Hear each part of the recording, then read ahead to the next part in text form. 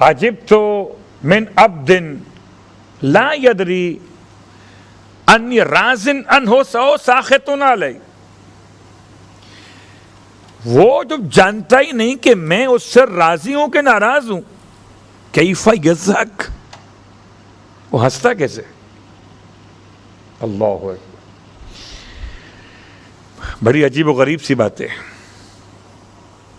اس میں کوئی شک نہیں کہ مزاح المومن عبادہ، اس میں کوئی شک نہیں کہ تبسم اخلاقیات کی ایک عمدہ مثال ہو سکتی ہے. اس میں کوئی شک نہیں کہ انسان کا غصے میں رہنا اچھی علامت نہیں، لیکن ہنسنا، بلا وجہ کسی بات پر ہنسنا، یہ انسان کی یا تو بیوقوفی کی علامت ہے یا نفسیات پن کا مسئلہ ہے. کوئی بھی عقل مند انسان بغیر کسی بات کے ہنستا نہیں ہے. اور خدا نے متوجہ کیا کہ مجھے اس انسان پہ حیرت، اسے یہ نہیں معلوم کہ میں اس سے راضی ہوں یا نہیں. اس کا مطلب اگر خدا راضی ہو تو پھر مسکرانا برحق ہے انسان کے لیے. اللہ اکبر. چلیے آپ بتائیے، آپ کو خدا سلامت رکھے، ہمیشہ کوئی غم نہ دے سوائے غم آل محمد کے. جس دن آپ کا باس آپ سے راضی ہو، آپ کا رویہ بتا دیتا ہے گھر والوں کو، اور جس دن آفس میں باس ناراض ہو جائے اس دن آپ کا رویہ آپ کے گھر والوں کو بتا دیتا ہے گڑبڑ ہو گئی کوئی. اگر باس راضی ہو تو اس کی رضا کی علامت میرے چہرے پہ ہوتی ہے، رویے میں ہوتی ہے. اور اگر خدا راضی ہو، اللہ اکبر، تو حدیث قدسی کے الفاظ میں پھر پروردگار عالم نے ارشاد فرمایا، یا احمد انا فی الجنت قصرن. احمد، جنت میں ایک محل ہے. کیسا محل ہے؟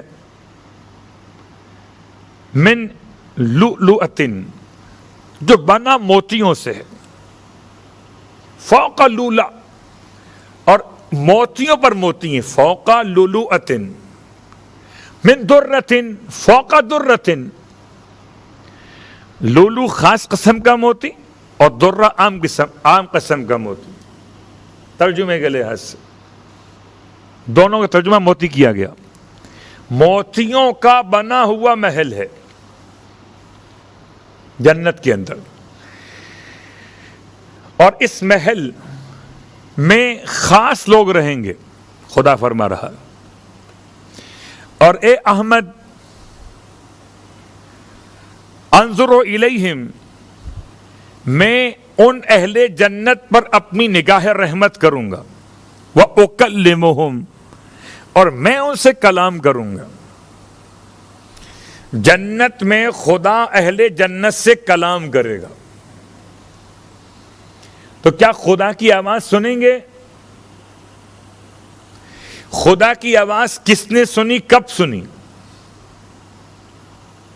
ہو سکتا ہے آج آخر مجلس میں ایک حوالہ اور مکمل کروں اسی حوالے سے کہ خدا کی آواز. تو خدا کلام کرے گا. یہ خدا کا کلام یہ عام کلام نہیں ہے. اس کلام کا مطلب رتبے کا بلند ہونا ہے. اور خدا فرماتا ہے، اے احمد، جب بھی میں انہیں دیکھوں گا، نگاہ رحمت کروں گا، تو ان کے انعامات میں 70 گنا اضافہ ہو جائے گا. ہر مرتبہ ایک نگاہ پر ان کے درجات، ان کے محلات، ان کے تمام تر آرائش اور آسائش کے سامان میں 70 ٹائم فیصد اضافہ ہو جائے گا.